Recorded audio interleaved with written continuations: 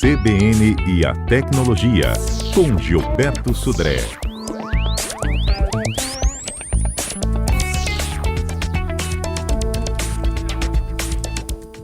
Gilberto, a gente tem como descobrir se um telefone é original ou é uma réplica, só olhando para ele? Então, Fernanda, é preciso realmente tomar cuidado quando a gente adquire um celular pela internet, principalmente em lojas que são pouco confiáveis, que a gente não tem assim uma certeza, um histórico muito bom, né, daquela loja. Então, ao comprar um celular falsificado, que pode ser falsificado, né, o usuário, primeiro, não vai ter suporte da marca, porque ele acha que comprou um celular de uma certa marca, não vai ter suporte nem peça daquela marca. Além disso, o telefone pode ser até bloqueado pela Anatel, já que desde 2018 ela vem bloqueando aparelhos que não têm aquela homologação no Brasil. Então, como é que a gente pode descobrir se um aparelho é ou não é falsificado? Primeira questão é o e-mail, aquele número que, como se fosse um número de série do equipamento, né, do aparelho. Como é que eu consigo o número do e-mail? Chego lá naquele aplicativo de telefone, como se fosse discar um número, e digito lá asterisco, jogo da velha, 06, jogo da velha. Vai aparecer lá um número de 15 dígitos, em aparelhos que tem 2 chips, ou que pode instalar 2 chips, vão aparecer 2 números, e esse número, ele vai identificar o equipamento, ou hardware. E aí eu posso verificar esse e-mail através de um site chamado email.info. Nesse site, você colocando o número do e-mail lá que você obteve do seu aparelho, ele vai te dar uma descrição do que deveria ser o aparelho que você tem nas mãos. Então, imagine que você tem um aparelho da Motorola, por exemplo. Fez lá a consulta do e-mail no aparelho, pegou aquele número e digitou no site email.info. E apareceu que aquele e-mail é de um aparelho da Samsung ou é de um modelo que não é aquele que você está, com certeza aquele aparelho é um aparelho clonado ou um aparelho falso, né, nesse caso. Nessa questão. Outro site que você pode também consultar é no site da Anatel, que é o www.anatel.pt-br/celular legal. Então esse site ele vai te dar uma informação se aquele e-mail, inclusive, está bloqueado no Brasil, né, para isso, né, nesse caso aqui. Outra forma que você tem de descobrir, né, se o aparelho é falsificado ou não, né, consultando o hardware do aparelho. Então, você entrando lá na parte de configuração do aparelho sobre o dispositivo, aparece lá uma série de informações sobre o hardware, sobre o processador, sobre a versão do Android, né?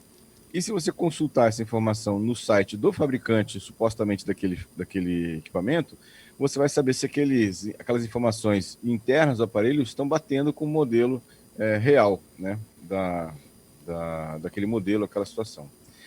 Uma outra informação que essa inclusive é fácil de checar, né? Você não precisa nem ter acesso ao aparelho nas mãos para poder você desconfiar se o aparelho é falsificado ou não. É o preço. Você olha lá um aparelho de uma marca e modelo X, que está com 50% de desconto em relação aos outros locais que você consultou aquele mesmo modelo daquela mesma marca do aparelho. Olha, alguma coisa está errado. Então, valores que estão muito abaixo da média de mercado sempre é um motivo de alerta, né, de você realmente desconfiar se aquele aparelho é um aparelho verdadeiro ou não, né, nessa questão. Uma outra questão que pode ser feito também, que aí também não precisa nem ligar o aparelho, é você observar o acabamento do aparelho, ou seja, aparelhos falsificados normalmente não tem um acabamento requintado como de um fabricante normal, né? Então, o plástico externo tem algumas rebarbas, ou ele é mais frágil, você aperta a capa traseira do celular, ele deforma de forma muito fácil, muito simples, ou seja, os encaixes não são muito bons, então é uma coisa que você pode, só olhando o aparelho, né, em detalhes, você pode desconfiar se aquele aparelho é verdadeiro ou não. E outra questão é a caixa. Aparelhos que são falsificados, normalmente o falsificador não se preocupa muito em ter uma caixa exatamente bem impressa, né, com as cores corretas, com as informações corretas do lado de fora. É uma caixa genérica, branca, ou com algumas marcações que não tem muita informação precisa, né? E aí você também pode desconfiar dessa situação. Então, várias informações aí, algumas que você tem que ter o aparelho em mãos e outras informações que você não precisa nem ter o aparelho em mãos para você saber se está caindo num golpe ou se aquela informação, aquele aparelho é realmente um aparelho verdadeiro nesse caso, né? Então, algumas dicas aí para os nossos ouvintes que estão pensando em comprar um aparelho pela internet. Muito bom, Gilberto. Super dicas aqui, porque pela internet mesmo até a foto pode ser montada, né? Exatamente, né? Essa é uma questão também que muitos pegam uma foto, muitos vendedores, né, de aparelhos falsificados pegam uma foto qualquer na internet e colocam no anúncio lá, né? Isso também acontece bastante. Tem umas dúvidas aqui esperando por você. Vou começar com o Giovanni. O Giovanni fala sobre a Lei Geral de Proteção de Dados.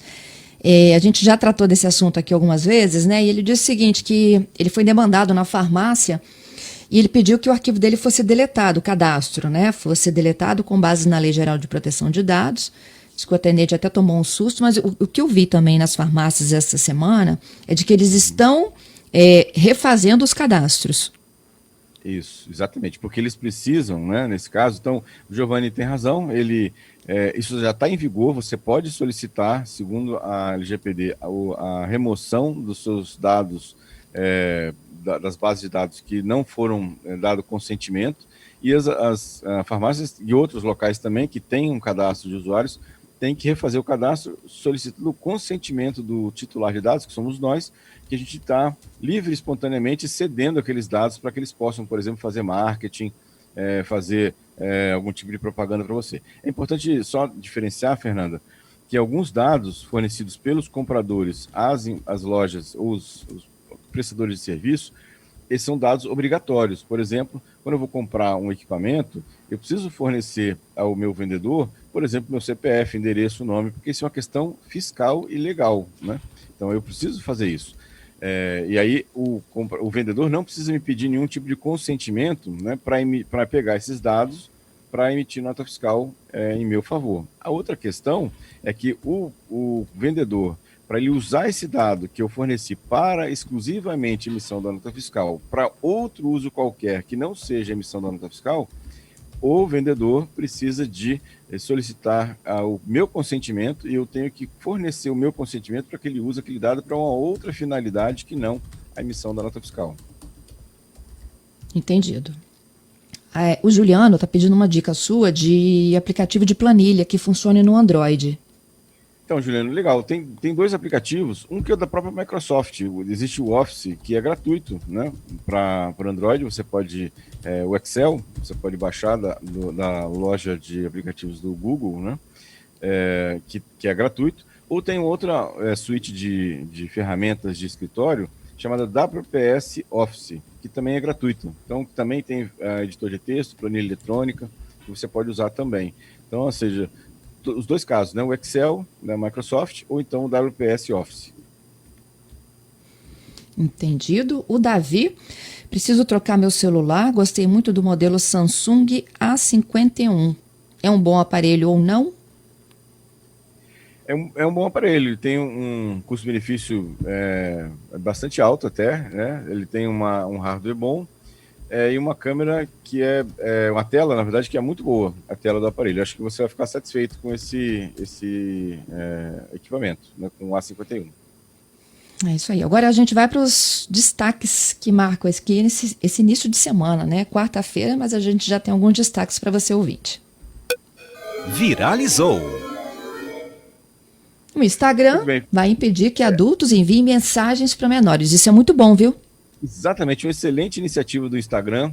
O Instagram anunciou nessa terça-feira, né, ou seja, ontem, que vão implementar uma função em que vai impedir que adultos enviem mensagens para adolescentes ou menores de idade, né, ou seja, que não o seguem. Então, se aquele adolescente, né, não segue aquele adulto, o adulto não vai poder mandar uma mensagem direta para esse adolescente. Isso, obviamente, vai ser baseado naquela informação da data de nascimento ou da idade que é fornecida na hora do cadastro, mas o Instagram também prometeu que ele vai usar ferramentas de inteligência artificial para poder entender se o perfil, né, daquele adolescente ou daquele adulto tem realmente aquela idade em relação a isso. Mas eu achei uma iniciativa muito interessante e vai evitar muitos problemas dentro do Instagram nessa situação. Ou seja, então, a partir de agora, né, ou seja, uma atualização do aplicativo, os adultos que não vão conseguir mais mandar mensagens diretas para adolescentes ou menores de idade, lembrando que para ter uma conta no Instagram tem que ter no mínimo 13 anos de idade, né? Então, adultos não vão conseguir mandar mensagem direta para adolescentes sem que esses adolescentes também o sigam, né? Nesse caso. Temos outra mais? informação. Pode falar. Não, essa do Instagram eu também achei ótima. Agora a gente falou sobre a atualização do Windows, né? Exatamente. Quem tem o Windows 10 e atualizou recentemente o Windows, na verdade, uma grande quantidade de usuários estão relatando problemas na hora de você tentar imprimir, né, do Windows 10 atualizado, né, com a última atualização, nessa impressora que está ligada diretamente no seu computador. O Windows tem travado, exibido aquela tela azul, né? E, na verdade, a Microsoft ainda não se pronunciou em relação à correção. Ela reconheceu que tem um problema, né, para isso, e aí quem precisa imprimir e está enfrentando esse problema e precisa e não tem como corrigir, porque não tem correção ainda sobre isso, a recomendação é que o usuário desinstale a última atualização. Ele vai lá, entra lá na parte de histórico de atualizações e desinstala a última atualização para que pelo menos esse problema não apareça, né, até que a Microsoft libere uma atualização mais nova do produto, né, para isso. E uma última notícia interessante, Fernando, que me chamou a atenção, foi que o Facebook e o Telegram já anunciaram que vão lançar cópias do Clubhouse, ou seja, o sucesso lá dessa rede social de áudio, né, chamada Clubhouse. Na verdade, o Facebook e o Facebook e o Telegram já estão de olho nesse sucesso do Clubhouse e devem lançar próximo, né, ou seja, bem, um curto tempo, espaço de tempo, ferramentas que fazem o mesmo papel que o Clubhouse faz. O Telegram, inclusive, já detalhou um pouco melhor, inclusive, como é que vai ser a solução. Eles vão fazer uma sala de chat via áudio, né, associada aos grupos. Então, vai estar basicamente ligado aos grupos que já existiam do Telegram, que agora você vai ter o grupo de texto e também o grupo de áudio especificamente para isso. Então, vemos aí que os concorrentes estão de olho aí no sucesso do Clubhouse. Gilberto, muito obrigada, viu, pelas suas orientações e a participação aqui conosco, hein? Obrigado, Fernanda. Obrigado aos ouvintes pelas muitas participações. Um excelente finzinho de semana para todos. E sexta-feira estamos de volta com mais tecnologia. É isso aí. A gente volta já.